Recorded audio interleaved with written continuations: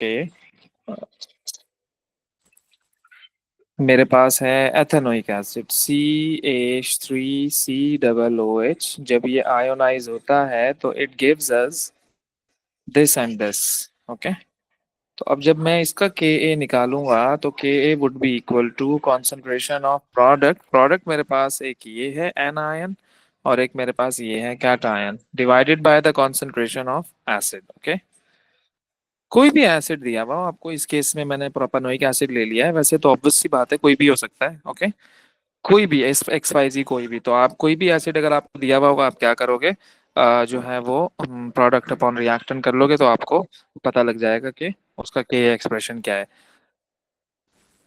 अब मसला ये है कि के से मुझे स्ट्रेंथ ऑफ एसिड पता लगाना है, तो मैं क्या करूंगा, K is directly proportional to the strength of acid. जितना ज्यादा के है उतना स्ट्रॉन्ग एसिड है, और जितना कम के है उतना वीक एसिड है। तो K is directly proportional to the strength of acid. K is directly proportional to the strength of acid. यानी कि लेट सपोज मुझे एक एसिड का के दिया हुआ है 1.6 एक्सपोनेंट -4, और एक मुझे एसिड का के दिया हुआ है 1.6 एक्सपोनेंट -8। तो जाहिर सी बात है मैं कहूँगा ये जो वैल्यू है ये वेरी स्मॉल वैल्यू है, वेरी स्मॉल वैल्यू है। तो ऑब्वियस सी बात है मैं कहूँगा कि यार ये जो एसिड है ये वीक है। ये क्या है, वीक एसिड है। ये जो वैल्यू है ये लार्ज वैल्यू है। तो जब लार्ज वैल्यू है तो मैं कहूँगा कि ये क्या है, स्ट्रॉन्ग एसिड है। इस तरह से आपको वैल्यूज दी हुई होंगी, तो आप बड़ी आसानी के साथ क्या करोगे, वहां से स्ट्रेंथ ऑफ एसिड का पता लगा लोगे। ओके। ये के का सबसे बड़ा फायदा है। बाकी ये है कि अगर कोई न्यूमेरिकल टाइप क्वेश्चन आ जाए आपके पास, आपको जो है ना वो के कैलकुलेट करना हो, तो आप क्या करोगे कि हम यहाँ पे कुछ अजम्पशन एज्यूम करते हैं। जब जब भी हम कैलकुलेशन करते हैं तो एजम्पशन हमें करनी होती है। वो क्या करनी होती है, लेट्स सपोज एक जनरल एसिड ले लेता हूँ मैं, that is HA, and when it dissociates it gives us this and this. Okay. जब मैं Ka इसका बनाऊंगा तो that would be equal to product upon reactant, the same thing. Product में दो चीजें हैं, रिएक्टेंट में मेरे पास HA है। एजम्पशन मेरी ये होगी कि जितना मेरे पास H पॉजिटिव बनता है उतना ही मेरे पास A नेगेटिव भी बनता है, दोनों इक्वल है। तो मैं क्या करूंगा, रिप्लेस कर दूंगा इस A माइनस को H पॉजिटिव के साथ। जब मैं इसे रिप्लेस करूंगा तो अल्टीमेटली मेरे पास क्या बन जाएगा, इसका स्क्वायर बन जाएगा divided by concentration of acid that is HA। तो जब मैं इसको कंबाइन करूंगा तो मेरे पास आएगा फाइनली ये एक्सप्रेशन, और मैं इसे फर्दर यूज करूंगा अपनी कैलकुलेशन के लिए। ओके। अब इसको कैलकुलेशन के लिए हम ऐसे यूज करेंगे कि let's suppose I am asking to find the concentration of acid. I'm asking concentration of acid whose pH is whose pH is 6.1 and Ka is 1.6 exponent -19 mole पर DM³ ओके। एक random मैंने ले लिया question, एक dummy question मैंने ले लिया, और सैंपल मैं इसमें देखना चाह रहा हूँ कि यार हम अगर हमें एसिड की कॉन्सेंट्रेशन फाइंड आउट करनी हो that is HA in this equation, और मैंने आप लोगों को पीएच भी दी हुई हो, तो आप लोग किस तरह से वर्किंग करेंगे to find out the concentration of this acid. तो जरा ट्राई करना, फिर मैं आपको बताता हूँ कि ये कैसे होगा जल्दी से।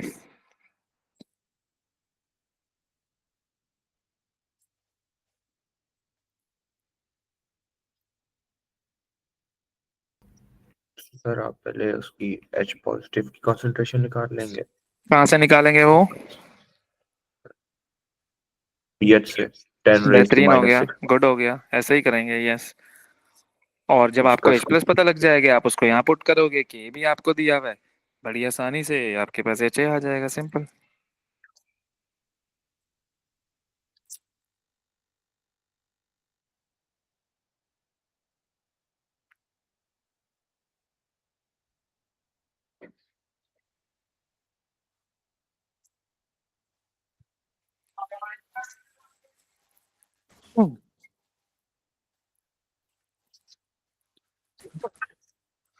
हाँ जी, क्या आंसर आया?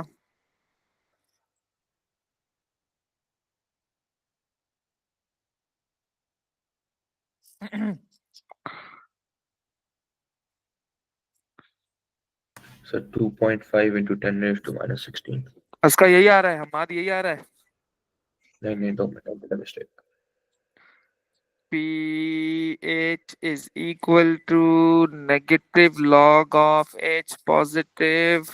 6.1 is equal to negative log of H positive. H positive is equal to 10 raised to the power 10 raised to the power negative 6.1। तो ये आपके पास आएगी H प्लस की value in mole per decimeter cube.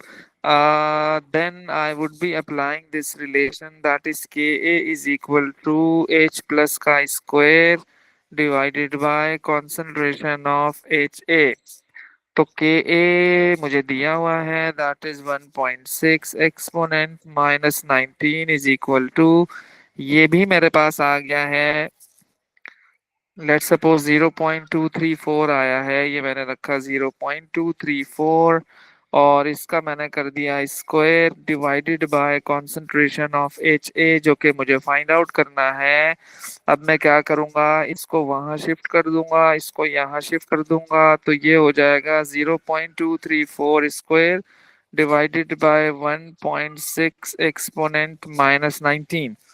दोनों को जब हम डिवाइड करवाएंगे तो फाइनली हमारे पास जो है वो आंसर आ जाएगा किसका, कॉन्सेंट्रेशन ऑफ एसिड का। तो बस इसी में ही वो आपको जो है वो करके देता रहेगा वैल्यू, तो उसको सॉल्व कर लेना, मसला नहीं है। ओके।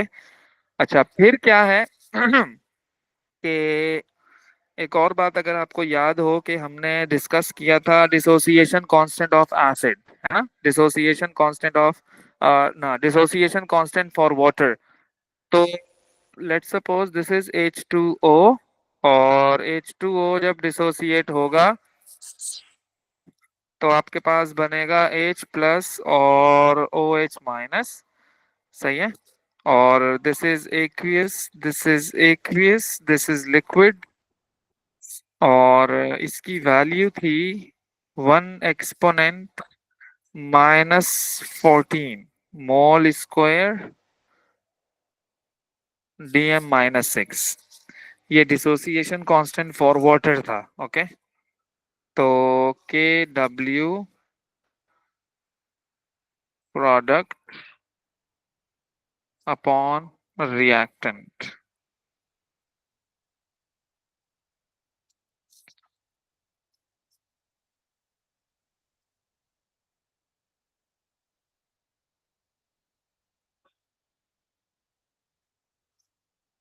अच्छा, मैं उसको वहां क्यों लेकर गया, क्योंकि लिक्विड को हम एक्सप्रेशन में नहीं इंक्लूड करते हैं, तो मैं उसको यहाँ ले गया। तो एक्चुअल में तो ये सबसे पहले तो केसी था, सबसे पहले तो ये क्या था, केसी था। जब मैंने केसी को वाटर से मल्टीप्लाई किया so it becomes KW, it becomes KW that is equal to H positive into OH negative। तो ये डिसोसिएशन कांस्टेंट फॉर वाटर है, that is always equal to H positive into OH negative। Okay. इसकी value भी मैंने आपको दे दी, that is 1 exponent minus 14। ये constant value है। सही है, ये क्या है, कांस्टेंट वैल्यू है ये। और सिंस ये जो रिएक्शन मैंने लिखा है यहाँ पर ये एंडोथर्मिक रिएक्शन है, ये जो रिएक्शन मैंने लिखा है वाटर जब डिसोसिएट हो रहा है ये एंडोथर्मिक चेंज है। अब आप बोलोगे क्यों, क्योंकि बॉन्ड ब्रेक डाउन हो रहा है। जब भी बॉन्ड ब्रेक डाउन होगा तो वो एंडोथर्मिक होगा। Always energy is required, always energy is required. तो जब एनर्जी रिक्वायर्ड होगी जाहिर सी बात है वो एंडोथर्मिक सिस्टम होगा। तो उसकी वैल्यू ये है, ये जो आपको वैल्यू नजर आ रही है ये है एट 25 डिग्री सेल्सियस। अगर तुम इसका टेम्परेचर इंक्रीज करोगे, लेट सपोज आपने कर दिया 40 डिग्री सेल्सियस, ओके, तो फिर इसकी वैल्यू ये नहीं रहेगी, याद रखना। क्यों? एक तो मैं आपको बताऊं कि ये जो चेंज है ये इक्वली रिवर्सिबल चेंज है, ये रिवर्सिबल रिएक्शन नहीं है, रिवर्सिबल है ये। तो और रिएक्शन भी एंडोथर्मिक है। अगर आपको याद हो, हमने डिस्कस किया था कि if we increase the temperature of an endothermic system, if we increase the temperature of an endothermic system, okay, तो रिएक्शन मूव्स फॉरवर्ड, है ना, याद आ रहा होगा आपको, रिएक्शन मूव्स फॉरवर्ड। तो जब रिएक्शन फॉरवर्ड होगा तो मोर H positive and more OH negative would be formed, okay, more H positive and more OH negative would be formed. तो अल्टीमेटली इसका जो कांस्टेंट है, डिसोसिएशन कांस्टेंट है, वो भी क्या हो जाएगा, इंक्रीज हो जाएगा।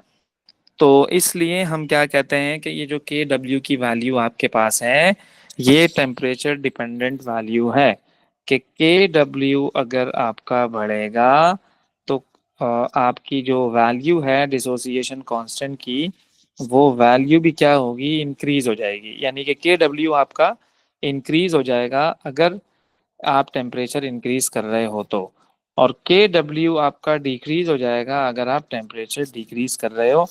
तो I can make a relation K W is directly proportional to the temperature. Simple सी बात है।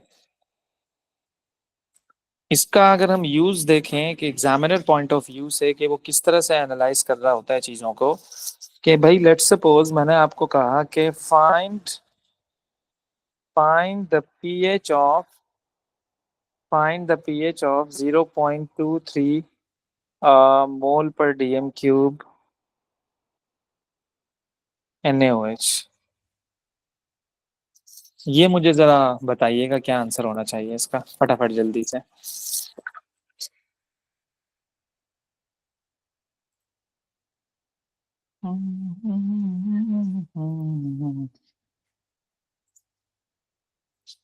सर 13.4। 13.4 कैसे किया? नेगेटिव लॉग लेके 14 में से सब्ट्रैक्ट कर दो। गुड हो गया। एक तो ये भी है, दूसरा इसमें कॉन्सेप्ट ये है, बिहाइंड द सीन ये है कि पीएच का फॉर्मूला होता है ये, और मैंने जो आपको कंसंट्रेशन दी है वो मैंने आपको दी है NaOH की, HCl की नहीं दी। यानी कि NaOH जब आप डिसोसिएट करोगे तो ऐसे होगा।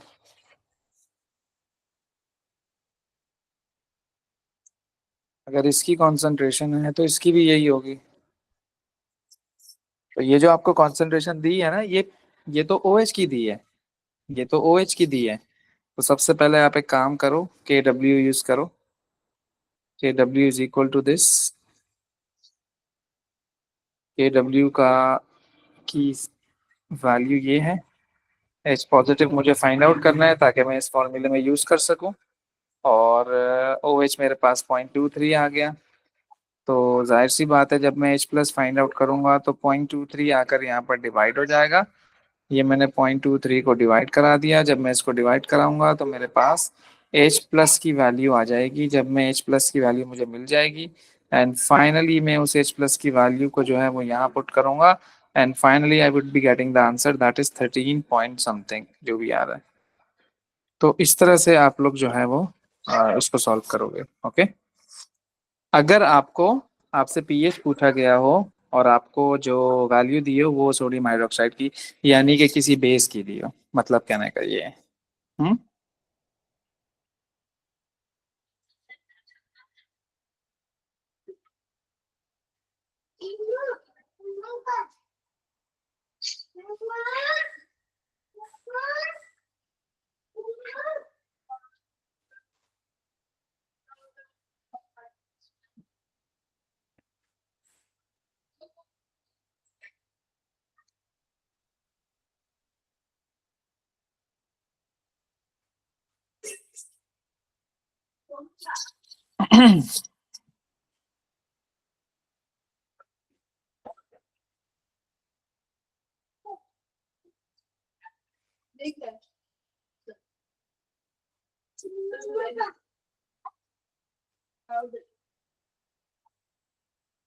ओके हो गया जी, आगे चलो।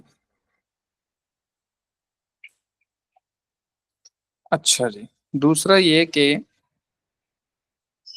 अगर आपका के ए इज इक्वल टू के बी हुआ, अगर आपका के ए इज इक्वल टू के बी हुआ, तो याद रखिएगा पीएच 7 होगी आपकी, क्योंकि जितना एसिड है उतना बेस है। जितना एसिड डिसोसिएट हो रहा है उतना बेस डिसोसिएट हो रहा है। What does it mean? जितना एसिड एच पॉजिटिव आयन दे रहा है उतना बेस अपना ओ एच नेगेटिव आयन दे रहा है। आयन की कॉन्सेंट्रेशन सेम है।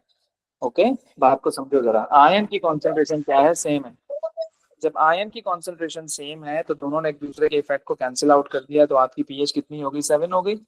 अगर आपका के ए ग्रेटर देन के बी हो, अगर आपका के ए ग्रेटर देन के बी हो, तो फिर पीएच कितनी होनी चाहिए? सोचो जरा। अगर आपका के ए ग्रेटर देन के बी हो तो फिर सोचो आपकी पीएच कितनी होनी चाहिए? Less than 7।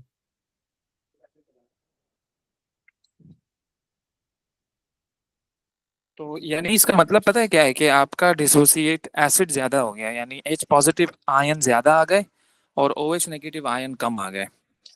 तो इसको मैं अगर यूं समराइज करूं कि एसिड ने एसिड ने 50 एच पॉजिटिव आयंस दे दिए और बेस ने 25 ओ एच नेगेटिव आयंस दे दिए, तो कैंसिल आउट होकर रिमेनिंग एच पॉजिटिव आयन इतना बचा।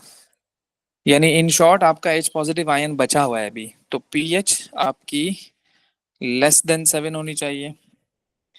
इसी तरह से अगर हमारा जो केबी है, हमारा जो केबी है वो स्मॉलर है, केबी केबी जो है वो केबी जो है वो ग्रेटर है, अब के ए आपका क्या हो गया? स्मॉलर हो गया।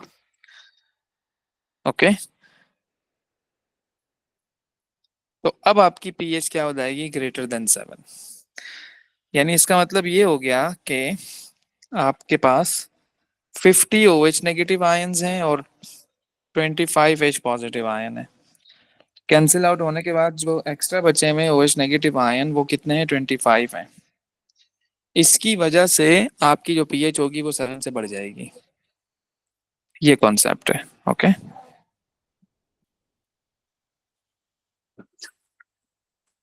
अच्छा जी। तो ये तो मतलब चीजें इतनी मुश्किल नहीं है, आपसे हो जाएंगी। बस एक आखिरी चीज इसमें ये है कि P K A is equal to negative log of K A. एक टर्म और भी आपको नजर आएगी, P K A. Basically P K a another way of pKa is nothing but it's another way of representing strength of acid है।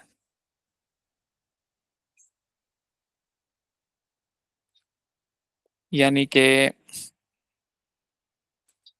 जो pKa है और Ka है ये दोनों एक दूसरे का इन्वर्स है। तो मुझे यूं लिखना चाहिए कि ऐसे, अगर pKa ज्यादा है तो Ka क्या है? कम है। सही है। तो मैं कह सकता हूं ना कि pKa और फिर Ka और फिर स्ट्रेंथ ऑफ एसिड।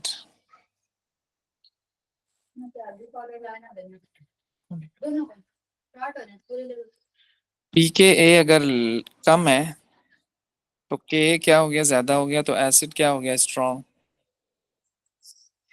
पीके ए अगर ज्यादा है तो के ए क्या है? कम है, तो एसिड क्या हो गया? वीक हो गया। ओके, क्योंकि समटाइम ऐसा भी होगा कि आपने जो अभी क्वेश्चन किया ना, ये वाला, कौन सा वाला? के ए वाला, कि मैंने आपको कहा कि यार आप मुझे बता दो, चलो मैं आपसे पूछूं, अगर मुझे पीएच चाहिए। ओके, मुझे पीएच चाहिए और जो है आपको मैं पी के ए दे देता हूँ, that is 4.7। Okay, P K ए मैंने आपको दे दिया 4.7। हाँ, और पीएच ऑफ 0.1 मोल पर डीएम क्यूब प्रोपेनोइक एसिड। ये क्वेश्चन मैंने आपको दे दिया। अब मैंने आपको के ए इसमें नहीं दिया। अब आप इसमें जरा क्रॉस कैलकुलेशन करो और बताओ कि क्या करेंगे इसमें हम।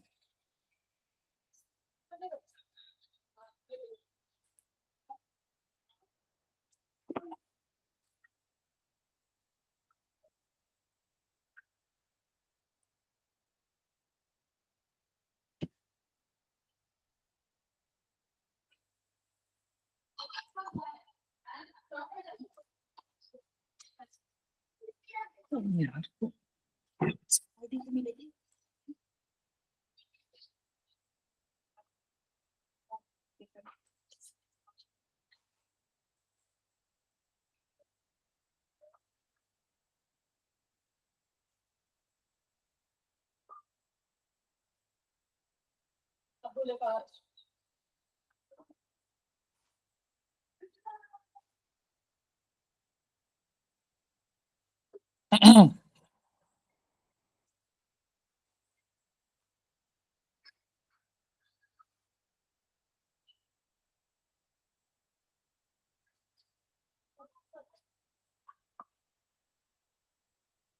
हाँ जी, क्या आंसर आया?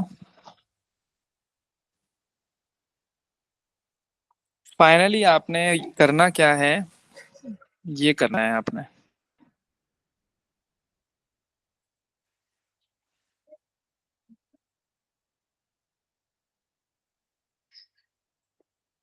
लेकिन उससे पहले आप एच प्लस निकालो।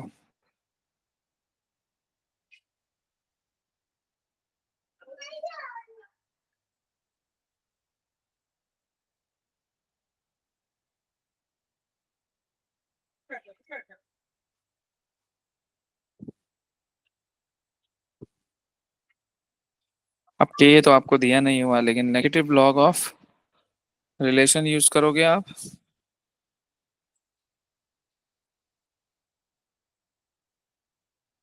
ये वाला। ओके। यहाँ से आप निकालोगे K A, that would be equal to 10 raised to the power -4.7। यहाँ पे आपके पास के ए आएगा, मैं डमी वैल्यू ले लेता हूँ, ये आया 4.7 एक्सपोनेंट माइनस का 9। मैंने यहाँ पुट किया उसे। कॉन्सेंट्रेशन ऑफ एसिड गिवन है आपको, पुट किया मैंने, मेरे पास H प्लस आया। ओके। इन मोल पर डीएम क्यू। जब ये आएगा मेरे पास तो मैं इसको पुट करूंगा, put in equation 1। And finally equation 1 implies that pH is equal to negative log of, जो आंसर आया है उसका नेगेटिव लॉग लूंगा तो मेरे पास पीएच आ जाएगी। क्योंकि वीक एसिड है तो अराउंड यही आ रही होगी, कोई 5 और 4 इसी तरह ही आ रही होगी। वो है ना, वीक है ना, इस वजह से। तो मतलब इस तरह से आप सॉल्व करोगे क्वेश्चन को। अगर आपको ए के बजाय पी के ए दिया हुआ है, तो मतलब इस तरह से क्वेश्चंस आपको मिलेंगे इसमें। तो वो प्रॉपर जो है पांच पेपर से आपको आइडिया हो जाएगा कि कब हमें कैसा क्वेश्चन मिलेगा। तो देख लेते हैं एक दो क्वेश्चन इसके।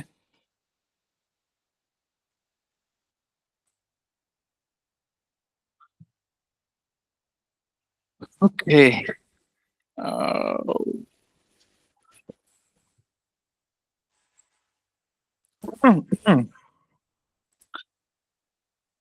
अच्छा, अब इसमें थोड़ी सी मैंने आपको क्या बात बताई थी बेटा, ऑर्गेनिक केमिस्ट्री भी इन्वॉल्व होती है, याद रखिएगा ये बात, सही है ना? तो एक क्वेश्चन है, जरा देखिएगा उस क्वेश्चन को। रीसेंट पेपर का है। Let me share my screen, just wait.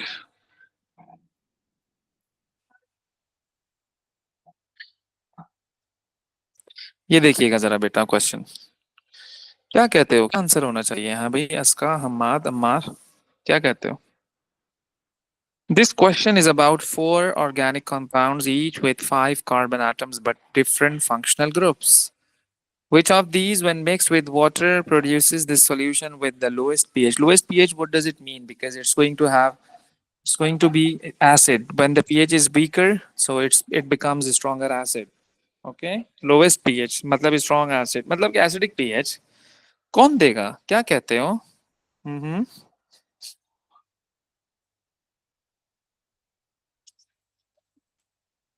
हम्म।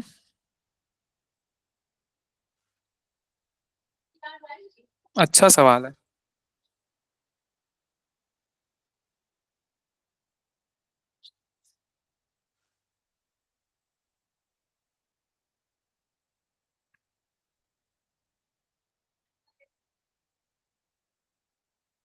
जल्दी।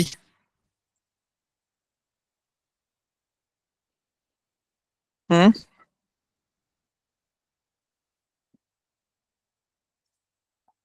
अम्मार बताओ ना यार। सर थोड़ा कंफ्यूजिंग है। चलो भाई अम्मार तुम ट्राई करो जरा।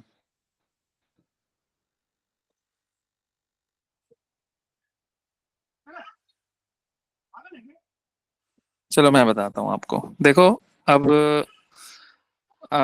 इक्वेशन कंपाउंड वन की बात कर लेते हैं हम। कंपाउंड वन अगर आप याद करो इसे, ये एसाइल क्लोराइड है। It's a derivative of carboxylic acid. If you remember हमने जब ऑर्गेनिक केमिस्ट्री की थी, it's a derivative of carboxylic acid. Carboxylic acid से तो बना है ये, है ना। तो बेटा जब आप इसका पानी से रिएक्शन करवाओगे, जब आप इसका पानी से रिएक्शन करवाओगे तो सोचो ना क्या होगा, पानी से रिएक्शन करवाने पर क्या बनेगा, है भाई। तो सोचो, इमेजिन करो कि आपने इसका जब पानी से रिएक्शन करवाया तो HCl निकल गया, OH लग गया आकर। Cl निकल गया, OH लग गया, पानी का बचा H+, है ना। और यहाँ से जो Cl निकलेगा वो बचा Cl, क्या बनेगा, HCl। Due to the formation of Cl HCl, the pH of water would be changing. तो इसलिए मोस्ट प्रॉब्ली यही आंसर हो सकता है। आगे भी ट्राई कर लेते हैं। To, ketone. कीटोन का तो वाटर के साथ कोई रिएक्शन नहीं होता है यार। एल्डिहाइड का भी नहीं होता वाटर के साथ रिएक्शन। नीचे जो फोर में दिया हुआ है, this is amide, this is not going to change the pH of water, क्योंकि amides are generally generally you can say neutral. Okay, ये न्यूट्रल होते हैं। और तो इसलिए कंपाउंड वन जो है वो आपका आंसर है, क्योंकि कंपाउंड वन ही है जो आपकी वाटर की पीएच को क्या करेगा, चेंज करेगा। तो मतलब आप देखो कि मतलब इस टाइप के क्वेश्चंस आपको मिलेंगे जिसमें एसिड की एसिडिटी, बेसिसिटी और बेस की एसिडिटी से रिलेटेड बहुत सारे क्वेश्चंस आपको नजर आएंगे। तो आइए जरा कुछ क्वेश्चन हमें और भी मिल जाएंगे इसमें।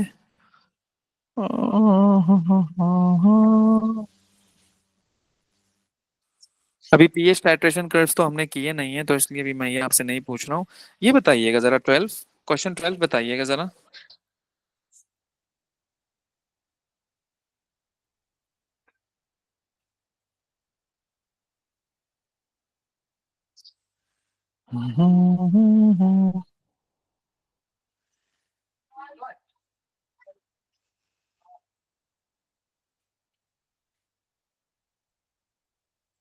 सर सी।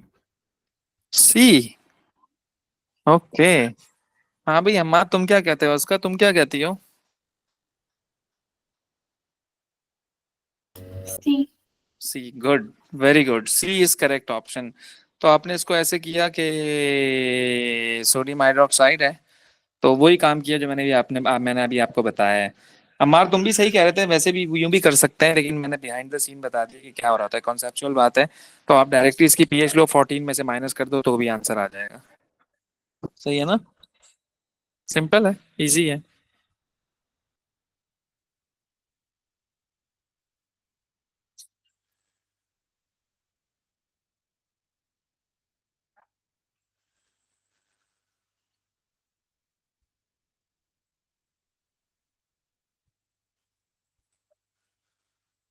ये देखो जरा क्वेश्चन 9।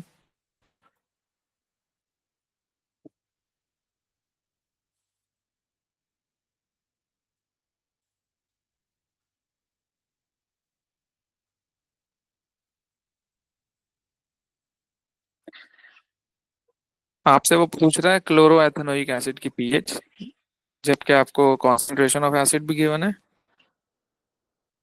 और pKa भी आपको गिवन है। तो pKa से आप Ka निकाल लो।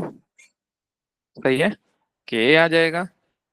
कॉन्सेंट्रेशन ऑफ एसिड भी गिवन है, वहां से H+ निकाल लेना। जब वहां से H+ निकालोगे तो उसका नेगेटिव लॉग लेना, तो नेगेटिव लॉग लोगे तो उसका पीएच आ जाएगा। 1 मार्क का क्वेश्चन है ओ भाई,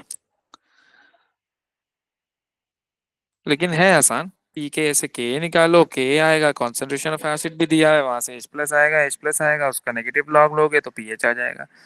बिल्कुल अभी अभी किया है हमने ऐसा क्वेश्चन, जैसे मैंने आपको पीके दिया था। तो बिल्कुल वैसे ही स्टाइल से ये भी सॉल्व हो जाएगा इजीली। ओके। ओके जी।